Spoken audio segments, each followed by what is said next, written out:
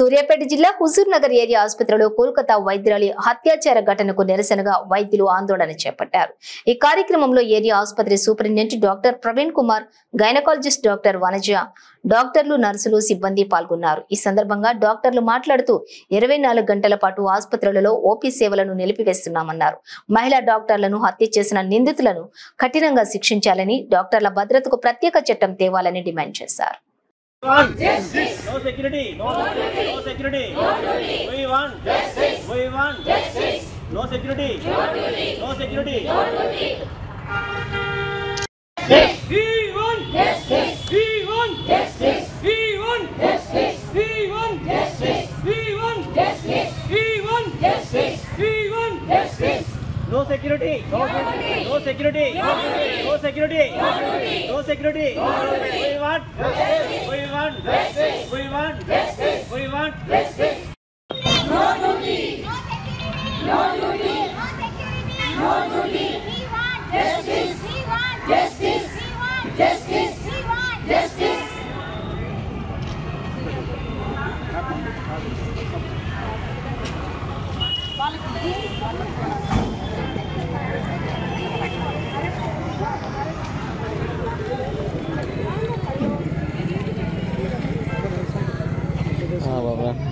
Sir మాకు free ఉంటుందా sir?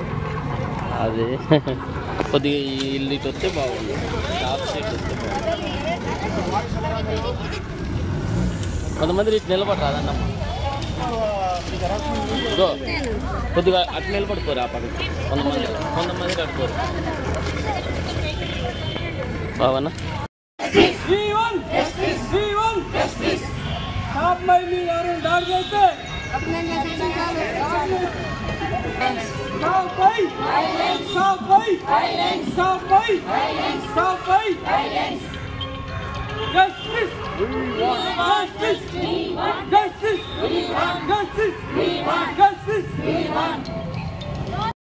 ఒక పీజీ డాక్టర్, ఎండి చెస్ట్ మెషిన్ వేసిన డాక్టరు నైట్ షిఫ్ట్లో ఉన్నదాన్ని.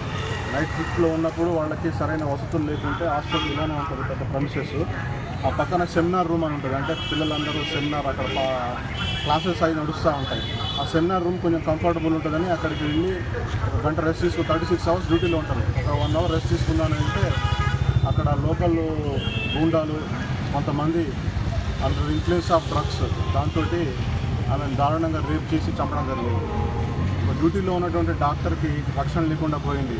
దానికి నిరసనగా ఈరోజు దేశవ్యాప్తంగా సమ్మె చేస్తున్నాము. ఈ దేశవ్యాప్తంగా సమ్మెలో ప్రైవేట్ హాస్పిటల్ వాళ్ళు కంప్లీట్గా ఓపీ సేవలన్నీ బంద్ చేశారు. రేపు పొద్దున వరకు, ఈరోజు మార్నింగ్ నుంచి రేపు మార్నింగ్ 24 hours బంద్ చేస్తున్నారు.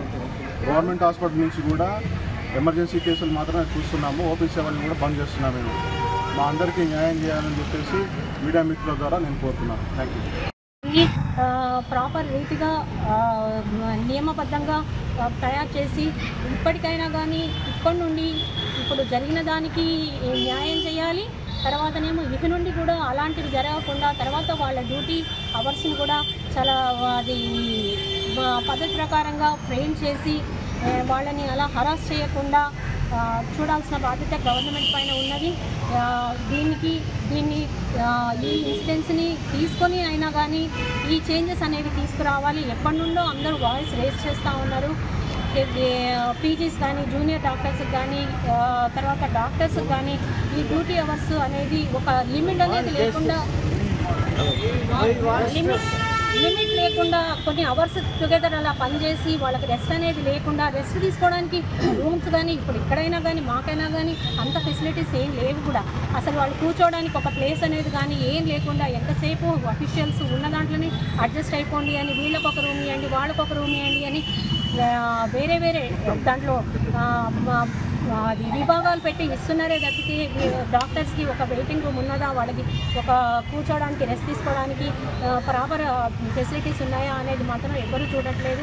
ఇవన్నీ కూడా పెంచాలి, సెక్యూరిటీ పెంచాలి అని ఈ ధర్నా ముఖంగా గవర్నమెంట్ని మేము కోరుకుంటూ ఉన్నాము. మాకు ఇవన్నీ పాసిబుల్ అది అందుతాయని కూడా మేము ఆశిస్తూ ఉన్నాము. అందాలి కూడా.